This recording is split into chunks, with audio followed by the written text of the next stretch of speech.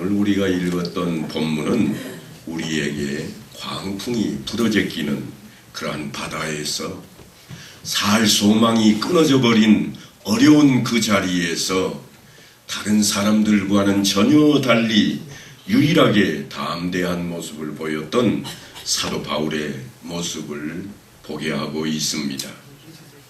우리도 평소에는 다 괜찮아 보이는 그런 신앙을 가지고 있습니다만 신앙이 힘을 발휘해야만 할 그러한 순간에 어떤 어려움을 당하면 손안에 힘있는 신앙이 없는 것을 대하곤 합니다. 그런데 바울은 어떻게 그런 상황 속에서도 든든한 신앙, 힘있는 신앙을 가지게 되었을까요? 우리가 필요로 하고 꼭 힘을 얻어서 도움을 받아야 하는 정작 우리에게 필요한 그때에 우리에게는 없는 힘이 사도 바울에게는 있음을 우리는 성경을 통해서 들여다보고 뭔가 교훈을 얻는 시간이 되어야만 하겠습니다. 성도들을 만날 때마다 놀라는 것이 있는데 그것은 뭔가 하면 다른 사람이 어려움을 만나고 비극을 당했을 때는 우리가 누구나 할 것 없이 다 조언을 하고 충고를 하는데 아주 잘합니다. 익숙합니다. 하지만 본인이 그 일을 당하게 되면 정말 감당하지 못하고 넘어지는 사람이 많이 있음도 우리는 보아왔던 현실입니다. 그런데 알렉산드리아 호를 타고 출발했던 이 배에서 일어난 일들을 보면 사도 바울은 우리에게 귀감이 된다 말할 수 있을 것입니다. 바울이 이제는 괜찮다, 너희가 모두 구원을 얻게 되리라 하고 음식을 먹게 하는 장면까지는 적어도 2주일 이상이 지났습니다. 본문에 보면 너희가 기다리고 기다리며 먹지 못하고 줄인 지가 오늘까지 10나흘인즉 그랬습니다. 그러니까 광풍을 만나고 난 이후로 2주일 정도는 지났다고 하는 것입니다. 음식 먹기를 권하노니 이것이 너희의 구원을 위한 것이요 너희 중 머리카락 하나도 잃을 자가 없으리로다. 그런데 이 이야기는 사실 처음 하는 이야기는 아닙니다. 조금만 앞쪽으로 가서 보면 사도 바울이 이미 했던 이야기가 있습니다. 그게 무슨 이야기인가 하면 우리가 풍랑으로 심히 애쓰다가 이튿날 사공들이 짐을 바다에 풀어버리고 사흘째 되는 날에 배의 기구를 그들의 손으로 내버리니라 하는 그 환경 속에서, 그러니까 사공들은 지금 바울을 전혀 개의치 않고 있던 그 환경 속에서 바울이 했던 이야기가 있습니다. 뭐라고 했는가 하면 내가 너희를 권하노니 이제는 안심하라. 너희 중 아무도 생명에는 아무런 손상이 없겠고 오직 배뿐이니라. 그런데요, 그들이 이 말을 전혀 믿지 않았습니다. 먹는 것은 고사하고 자기들이 살 길을 찾고 있습니다. 바울이 그렇게 이야기할 때 바울의 말을 신뢰하지 않았다는 것을 우리가 어디서 느낄 수 있는가 하면 사공들이 자기들만 도망치려고 구명보트를 바다에 내려놓는 자리에 있었다고 하는 사실을 통해서 우리는 그들이 바울의 말을 신뢰하지 않았다고 금방 알아챌 수가 있습니다. 그런데 그로부터 벌써 10나흘이나 시간이 흘렀습니다. 그런데 지금은 그때보다 상황이 훨씬 더 악화되었습니다. 바람은 그칠 줄을 모르고 배는 요동치고 그들은 이미 먹을 것을 다 버리고 배를 가볍게 해놓았습니다. 이제 마지막 먹을 양식 조금은 재해놓고는 배에 있는 기구들조차도 다 버려버린 그러한 때입니다. 그런데 오히려 지금 더 나쁜 정황인데도 불구하고 사람들이 바울의 말에 경청하고 있는 모습입니다. 이 배는 풍랑을 만나서 이튿날 짐을 버리게 되었고 사흘째 되던 날에는 배의 기구들까지 다 버려버린, 그러니까 풍랑 속에서 아무것도 남아있지 않은 그러한 정황 속에 빠져 있습니다. 그때 이미 바울이 하나님께서 너희와 내가 다 죽지 않을 것이라고 말씀했다고, 그러니까 너희 생명에는 지장이 없을 것이라고 이야기했던 그때에는 지금보다는 훨씬 나았을지라도 바울의 말에 귀를 기울이지 않았는데, 지금은 왜 바울의 말에 귀를 기울이고 있을까요? 그 어려운 풍랑 속에서 과연 무슨 일이 그들 가운데 벌어졌기에 이처럼 변화된 모습으로 그들이 바울 앞에 서 있는 것일까요? 처음에는 바울을 믿지 않은 사람들이 나중에는 믿었다고 되어 있는데, 오늘 본문에 보면 떡을 가져다가 모든 사람 앞에서 하나님께 축사하고 떼어 먹기를 시작했다 그럽니다. 하나님께 축사했다. 그들은 하나님의 백성들이 아닙니다. 하나님을 믿는 자들이 아니었습니다. 오직 바울만이 하나님의 백성이요 하나님을 믿는 자인데, 그들은 세상의 경험을 우선시했고 세상 모든 것에 따라서 살아가려고 이해되는 것들만 따랐던 사람들인데, 오늘 지금 이 자리에서는 사도 바울이 음식물을 가져다가 하나님 앞에 축복 기도를 하고 있는 모습입니다. 그런데 혼자 기도하고 있는 게 아닙니다. 그 뒤에 보면 뭐라고 되어 있는가 하면 그들도 다 안심하고 받아 먹었다 그럽니다. 하나님 앞에 축복 기도하고 음식을 나눠주는데 그들이 하나님을 신으로 인정하지 않으면 있을 수 없는 일이 벌어지기 시작한 겁니다. 그러니까 훨씬 환경은 어려워졌고 더 무시무시한 상황 속에 빠져 있지만 사람들이 호전될 기미가 없음에도 불구하고 바울의 말을 귀에 담기 시작하고 있습니다. 아니 오히려 안심했다 그럽니다. 풍랑 속인데도 불구하고 사람들이 바울의 말을 듣고 안심했다. 하나님께서 바울에게 아무도 다치지 않을 것이라고 말씀하신 후로부터 적어도 열흘 정도는 더 어려워지고 살 길이 없을 것처럼 배가 바람 속에 휘몰아치고 파도에 부서질 것 같은 그러한 모습이었음에도 불구하고 바울의 모습이 어떠했으면 저들이 바울의 말을 듣고 안심했다 할 수 있을까요? 아마도 바울의 모습은 그냥 우리말로 하자면 태연해 보였을 겁니다. 다들 혼이 나가고 정신이 나가고 혼비백산해서 어떻게 하면 살아날 수 있을까? 그저 고문을 붙들고 엎드리는 그 찰나에도 사도 바울은 괜찮아. 왜냐하면 내가 믿는 하나님께서 생명에 지장이 없다고 하셨으니 괜찮노라. 아주 태연한 모습으로 그들 앞에 보였을 것이라고 하는 겁니다. 얼마나 그가 요동하지 않는 모습으로 그들 앞에 보였으면 그가 기도할 때에 하나님 앞에 그들이 다 모여있고 나눠지는 음식을 먹고 안심했다고 그럴 정도가 되었을까 하는 것입니다.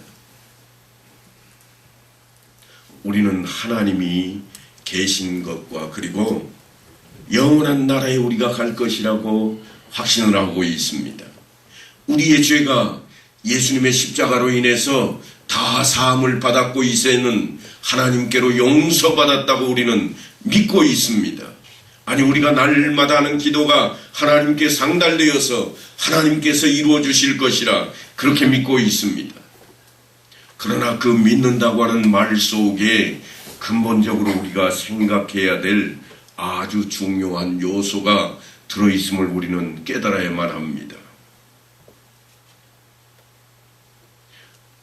사도행전 16장 31절에 보면 이렇게 말씀을 전합니다. 주 예수를 믿으라. 그리하면 너와 내 집이 구원을 받으리라. 우리도 전도할 때 가장 많이 사용했던 용어 가운데 하나입니다. 주 예수를 믿으라. 그런데 이 예수를 믿으라고 하는 것이 과연 무엇을 뜻하는가? 마태가 기록해 놓기를 이렇게 기록해 놓았습니다. 예수님께서 처음 공생애를 시작하실 때 무엇이라고 말씀을 하셨는가 하면 회개하라 천국이 가까이 왔느니라. 우리 한번 따라서 하십시다. 회개하라, 회개하라. 천국이 가까이 왔느니라. 천국이 가까이 왔느니라. 이 말씀을 곰곰이 우리는 곱씹어 봐야 됩니다. 틀림없이 예수님께서 말씀하시기를 회개하라 천국이 가까이 왔느니라. 그렇다면 다시 한번 이 말씀을 따라서 우리가 한번 외쳐보십시다. 주 예수를 믿으라. 주 예수를 믿으라. 과연 이 말씀과 회개하라 하는 말씀과 어떤 차이가 있을까요? 실제로 의미상으로 아니 목적은 동일합니다. 회개하라 왜인가 하면 천국이 가까이 왔으니 너희는 그곳에 들어가야 되지 않겠느냐. 들어가기 위해서 할 일이 뭔가 회개하는 것이라 예수님께서 외쳤고 우리가 예수를 믿으라 하고 외치는 것은 왜 그렇게 외치고 있습니까? 어디를 가자고 외치는 겁니까? 천국에 가자. 다 같이 천국에 가자. 그래서 우리가 주 예수를 믿으라 그렇게 외치고 있습니다. 주 예수를 믿으라 그리하면 너와 내 집이 구원을 받으리라. 그러니까 이 말씀과 회개하라 천국이 가까이 왔느니라 하는 이 말씀은 동일한 목적을 가지고 있고 동일한 의미에서 우리에게 전달되는 말씀입니다. 전혀 달라 보이지만 동일한 내용입니다. 다르게 표현했을 뿐입니다. 그러니까 주 예수를 믿으라 하는 말과 회개하라 하는 말은 같은 의미에서 우리에게 들려져야 됩니다.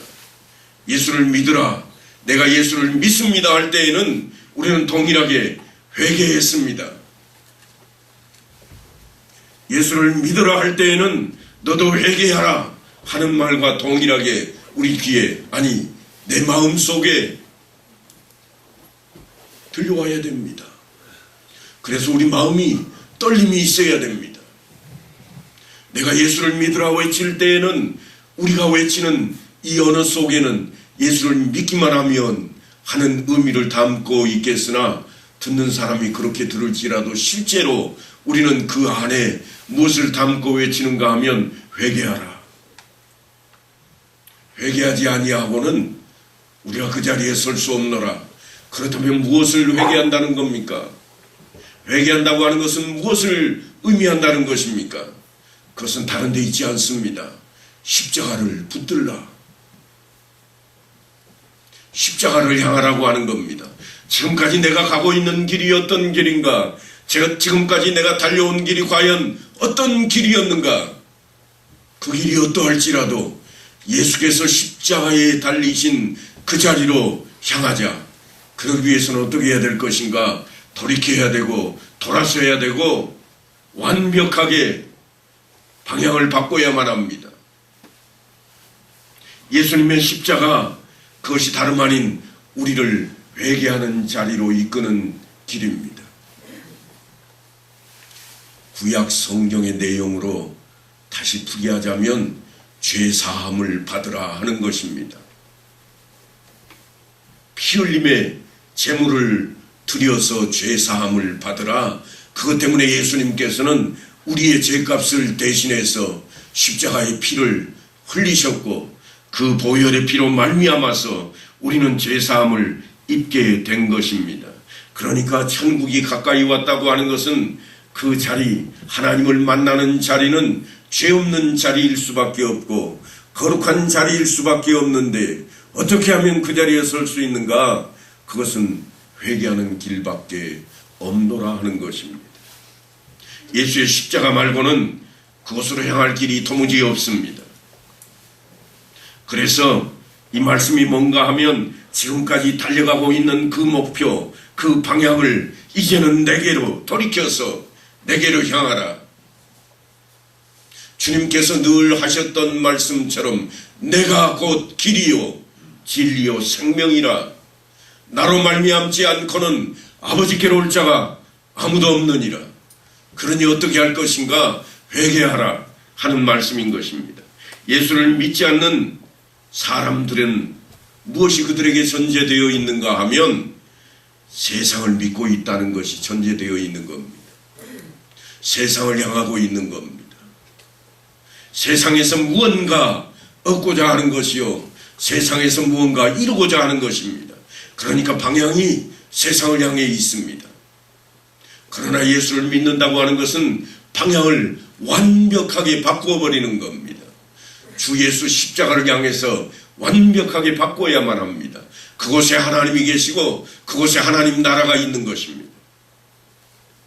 동시에 이룰 수 있다고 생각하시면 안 됩니다. 동시에 이룰 수 있었다면 예수님께서는 십자가에서 걸어 내려오셨을 것입니다. 자, 봐라, 기적이라 그렇게 외치셨을 것입니다. 그러나 동시에 있을 수 없는 일입니다. 하지만 세상은 주님께서 이 땅에 오셨음에도 불구하고 그 주님을 죄로 여겼고 죄인 앞에 그들은 십자가형을 처하고 말았습니다. 그래서 이 세상에서 추방해 버렸습니다. 함께 있을 수 없는 종자라. 종교 지도자들이라고 하는 사람들이 자신들과 함께 있어서는 안 된다고 하는 그 모습으로 예수님을 십자가에 매달아 버렸습니다. 그러나 하나님께서는 죽은 자 가운데에서 사흘 만에 그를 살리셨고, 바울의 이야기를 빌리자면 너희가 죽인 그 예수를 하나님께서 다시 살리셨느니라. 그러니까 누가 틀렸다고 하는 얘기인가 하면 너희가 옳다고 생각했지만 너희가 틀린 것이라. 너희가 정한 법, 너희가 가지고 있는 그 율법이 옳다고 생각해서 너희는 그렇게 예수를 추방하고 죽였지만 아니라 하나님께서는 그를 다시 너희 앞에 세웠노라. 그러니 너희가 틀렸다. 그래서 우리가 세상을 선택할 것인지 아니면 예수를 선택할 것인지 그것이 우리의 신앙임을 드러내놓고 있습니다. 그러니까 예수를 믿는다고 하는 것은 엄격히 이야기하자면 세상을 소유할 수 없는 자리입니다. 세상에서 우리가 바라고 원하던 것을 내려놓아야 할 자리입니다.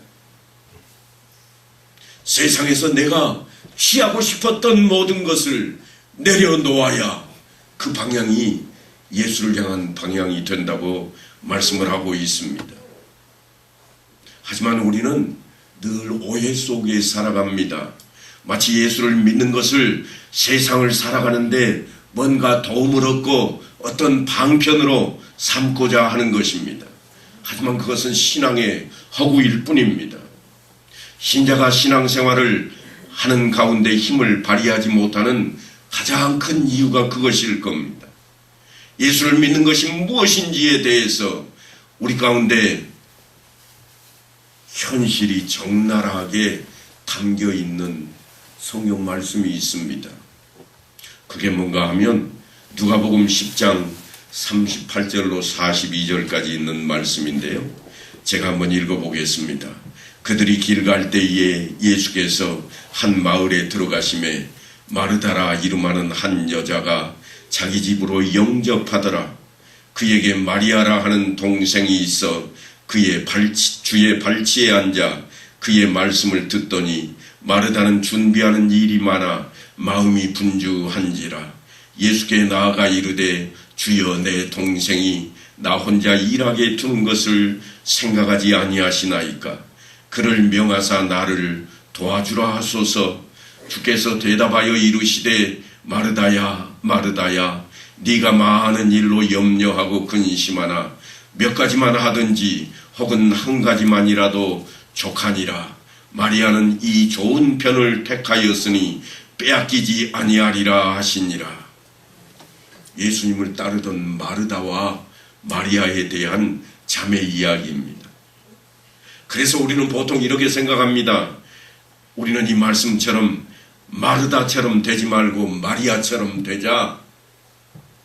예수님 말씀을 듣는 것을 택하자. 그래서 마리아는 괜찮은 사람, 마르다는 못된 사람으로 만들어버리고 말았습니다. 하지만 지금 주님께서 우리에게 전달하고자 하는 것은 그런 내용이 아닙니다. 그런 내용이 아니에요. 두 가지 일을 함께 할 수 없다고 하는 것을 지금 나타내 보이고자 하는 겁니다. 이것이 옳고 저것이 그르다 그 이야기가 아니에요. 지금 보면 이 자리에는 무슨 일을 하든지 그들이 다 누구와 함께 있는가 하면 예수님과 함께 있습니다. 지금 우리가 무슨 일을 하든지 이 자리에 교회 안에 다 있다, 그런 이야기입니다. 하지만 자리가 바뀌면 전혀 달라집니다. 우리가 직장에 나가고 일터에 나가고 그저 세상 밖으로 나가면 그때에는 전혀 달라집니다. 그때에는 마르다와 마리아가 예수님과 함께하는 시간이 아닙니다. 그때 어떻게 할 것인가, 지금 그 이야기를 하고 있습니다. 지금이 중요하다고 하는 이야기가 아닙니다. 지금은 별 차이가 없습니다. 동일해 보입니다. 지금은 주님 앞에 앉아서 주님의 말씀을 듣고 앉아 있든지 주님을 대접하기 위해서 열심히 일하고 있든지 다 주님 안에 있는 시간입니다. 성경도 그 이야기를 이렇게 전합니다. 영접하는 자에게 어떻게 된다고요? 구원이 있다고요. 그러니까 마르다는 주님을 영접하지 않았는가, 그렇게 오해하시면 안 됩니다. 그도 영접하고 있는데 영접하는 방식 가운데 어떤 걸 하고 있는가 하면 공개하는 일을 하고 있습니다. 달리 생각하시면 안 됩니다. 손님이 오면 대접하는 것이 그들의 생활 양식의 가장 기본이었습니다. 그러니까 그들의 생활 양식으로 보자면 누가 틀린 사람인가 하면 마리아가 틀린 사람입니다. 손님을 대접해야 되는데 대접하지 않고 놀고 있거든요. 근데 이걸 불만으로 갖기 시작했습니다. 누가요? 마르다가. 나는 대접하려고 애를 쓰고 있는데 너는 가만히 놀고나 있느냐? 그런 차원입니다. 그런데 주님께서 하시는 말씀은 뭔가 하면 우선순위를 생각해보자. 두 가지 일을 동시에는 할 수 없노라. 지금이야 괜찮지만 나중에 너희끼리 있을 때는 어찌할꼬, 지금 그 이야기를 하고 있는 겁니다. 예수님과 함께 있을 자리에서는 상관이 없습니다. 이 일도 할 수 있고 저 일도 할 수 있다, 그런 이야기입니다. 하지만 동시에 할 수 없을 때 너희는 무엇을 선택하겠는가? 지금은 차이가 없어 보이지만 나중에는 차이가 엄청날 것이라 지금 주님께서 그거를 일깨워주고 있는 것입니다. 이 선택이 지금은 음식을 만들어서 주님께 대접하는 것이 먼저인가 아니면 주님의 말씀을 듣는 것이 먼저인가 하는 것처럼 우리에게 들려지고 있어서 큰 차이가 없어 보이지만 나중에 세상에 나가서 세상을 택할 것인가 주님을 택할 것인가 할 때에는 어마어마한 차이가 벌어지게 될 것이라고 주님이 지금 상기시키고 있는 그러한 말씀입니다. 이 말씀이 누가가 전하는 말씀으로 이어집니다. 길 가실 때 어떤 사람이 여짜오되 어디로 가시든지 나는 따르리이다. 그랬더니 주님께서 하시는 말씀이 예수께서 이르시되 여우도 굴이 있고 공중의 새도 집이 있으되 인자는 머리 둘 곳이 없도다. 한 사람이 그럽니다. 주님, 저는 언제든지 주님만 따르렵니다. 그랬더니 주님께서 하시는 말씀이 뭔가 하면 야, 나는 집도 없어. 그래도 따를래. 이 이야기입니다. 왜 그런 말씀을 하시고 있는가 하면 지금 많은 무리들이 주님을 따라오는 이유가 뭔가 하면 저 사람 따라다니면 굶어 죽지는 않겠다. 오병이어의 역사가 그들 앞에 펼쳐졌고 갑자기 병든 자가 병을 낳았습니다. 병들 일을 없겠네. 귀신 들린 자가 귀신이 쫓겨나갑니다. 야, 저 사람만 쫓아다니면 귀신 걸릴 일도 없겠다. 그래서 그들이 쫓아다니고 있는 모습인 겁니다. 지금 주님께 이야기하는 이 사람도 어떤 마음인가 하면 주님은 내가 따라다닐 존재입니다. 결코 내가 떠나지 않겠습니다. 말하고 있을 때 주님께서 하신 말씀이 뭔가 하면 나는 집도 없다. 그래도 따라다닐래. 그러니까 예수 믿는다고 하는 것이 항상 좋은 것만 있는 것인가? 결코 아니라고 하는 사실을 그들 앞에 일깨워 주고 있습니다. 뭔가를 희생하고 감내해야 될 것을 요구하고 있는 것입니다. 너희가 무엇을 선택할 것인가? 예수를 선택할 것인가? 세상을 선택할 것인가? 세상을 선택하면 우리가 살 수 있는 집도 있고 우리가 먹을 음식도 있고 우리가 취할 의복들도 다 있을진데 예수를 쫓는 것은 결코 나는 집도 없노라. 예수님의 기도 가운데 우리에게 가르치신 것이 무엇입니까? 일용할 양식을 주옵시고 내게 당장 먹을 것 말고는 저장해 놓은 것조차 없노라. 이게 주님께서 바라시는 세상입니다.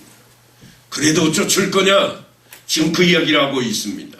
네가 나를 쫓겠다고 하는데 나를 쫓겠다고 하는 것, 나를 믿겠다고 하는 것이 어떤 것인지나 알고 하는 말이냐? 여기도 굴이 있고 공중에서도 집이 있지만 나는 머리 둘 곳조차 없는 사람이다. 그걸 알고 쫓겠느냐? 우리가 예수를 믿는다고 하는 것이 무엇을 감수해야 되는지를 이 말씀을 통해 분명히 해야만 합니다. 그러니까 주님을 쫓는다고 하는 것은 세상을 놓는 것입니다. 세상을 붙잡고 있는 게 아닙니다. 그 말씀이 무슨 내용인가 하면 자녀들에게 세상에서 출세하는 것보다 하나님을 두려워할 것을 가르치는 겁니다. 출세가 먼저냐? 하나님을 공경하는 것이 먼저냐? 하나님을 공경하는 것이 우선시 된다고 가르치는 자리가 되어야 되고 우리의 기도가 그래야 된다고 하는 겁니다. 세상에 머리 둘 곳이 없어질지도 모릅니다. 그래도 따를 거냐? 그게 예수를 믿는 길입니다. 하지만 우리 모두가 꼭 가난하게 세상에서 살아가라는 그런 얘기는 아닙니다. 첫 번째 관심과 목표가 어떠해야 할 것인지 우선순위에 대한 이야기입니다. 세상에서 성실하게 살아야 됩니다. 성실하게 살면 우리는 뭔가 취할 것들이 많이 있을 겁니다. 가난해져야 된다. 그런 이야기가 결코 아닙니다. 예수를 믿는다고 하는 것은 무엇을 쫓을 것인가? 그 이야기이지 성실하지 않아도 된다. 열심을 내지 않아도 된다. 그런 이야기가 결코 아니라고 하는 것입니다. 왜냐하면 부와 명예와 권세가 목표가 아니기 때문에 그렇습니다. 예수 그리스도가 목표이기 때문에 그렇다는 이야기입니다. 우리가 선택한 쪽이 부귀도 영화도 또한 출세도 아닌 것이기 때문에 예수를 우리가 선택한 것이기 때문에 우리에게 믿는 그 믿음의 자리가 그러해야 된다고 하는 것입니다. 좋은 일만 생기리라 기대하고 예수를 믿는 자리로 달려가서는 결코 안 됩니다. 잘해 보려고 하는데도 불구하고 갈등이 우리 앞에 생길 수밖에 없습니다. 세상이 우리를 얽어맵니다. 혈연 관계로 또한 여러 가지 문제로 우리를 얽어매서 올무를 놓으려고 하는 것이 세상 사회입니다. 넘어뜨리고 협박하고 공갈하고 유혹을 하는 것이요. 우리를 꿰고 걸림돌을 우리 앞에 놓기 시작합니다. 멀리 있다고 생각하면 안 됩니다. 어떤 때는 걸림돌이 내 자식 때문이요. 내 부모 때문이요. 아내나 남편 때문일 수도 있을 것입니다. 그러나 거기에서 지지 말라고 하는 것이 오늘 말씀입니다. 그 짐을 덜기 위해서 관계를 끊어버리라는 게 아닙니다. 책임에서 벗어나라고 하는 것이 아닙니다. 그 짐을 짊어져야 되겠다고 하는 것이 오늘 사도 바울이 파선당해가는 배에서 우리 앞에 보여주는 교훈입니다. 주님의 십자가를 지고 우리가 나아가야 할 그 길이라고 하는 겁니다. 주님께서 말씀하시기를 아무든지 나를 따라오려거든 자기를 부인하고 날마다 제 십자가를 지고 나를 따를 것이니라. 결국은 나를 택할 것인가 아니면 주님을 택할 것인가, 그 갈림길에 우리가 서 있는 겁니다. 바울은 지금 풍랑이 엄청나게 엄습해오는 그런 바다에 목숨이 경각에 달려있는 그 때에 그 배 안에 있습니다. 그는 죄수입니다. 지금 가장 어렵고 힘든 시점에 그가 있습니다. 그런데 이 사도 바울 안에는 예수 그리스도, 살든지 죽든지 예수 그리스도 말고는 다른 데 관심조차 없다고 하는 것입니다. 예수를 믿는 것마저도 자기를 증명하기 위해서 하는 자리로 나가고자 하는 우리와는 결코 다른 그 모습이 사도 바울에게 있습니다. 그러니까 이 믿음, 우리가 온전히 택하는 그 길은 모든 것이 우리의 책임이요, 우리가 선택하는 것이요, 예수 믿는다고 선언하는 것이 무엇인지 우리가 깨달아야만 할 자리에 있는 것입니다. 사람이 마음으로 믿어 의에 이르고 입으로 신하여 구원에 이르느니라. 입으로 신한다고 하는 것이 무엇일까요? 그것은 우리의 행동으로 보이는 자리입니다. 나는 예수를 믿는다, 이렇게 이야기하는 것이 부끄럽지 않게 살아가는 겁니다. 우리가 선택하는 것이 무엇인지 그걸 바르게 알기만 하는 것이 아니라 나타내야 한다고 하는 겁니다. 어떤 어려움이 우리 앞에 엄습해 올지라도 우리가 그 일을 행해낼 수 있는 그 자리로 나아가야만 할 것이 우리 앞에 놓여있는 무엇을 택할 것인가 하는 문제입니다. 세상을 택할 것인가 아니면 예수를 택할 것인가. 예수를 믿는다고 하는 것은 우리 인생에 있어서 내가 무엇을 감수해야 하는 것인지를 알고로 또한 실천에 옮기는 자리를 향해 발걸음을 옮겨야만 합니다. 그래서 바울이 지금 보이고 있는 것처럼 부끄럽지 않은 그 믿음으로 우리가 교훈을 받고 나가야 할 것입니다. 그래서 어떤 환경 속에서도 주님께 나 자신을 다 맡기고 나아갔던 그 바울의 여정을 살펴보고 우리가 이 말씀을 통해서 우리도 주님을 믿는 그 선택을 함으로 우리의 삶이 믿는 자답게 변화된 모습으로 주님께 나아가는 그러한 삶이 다 될 수 있게 되기를 간절히 축원합니다.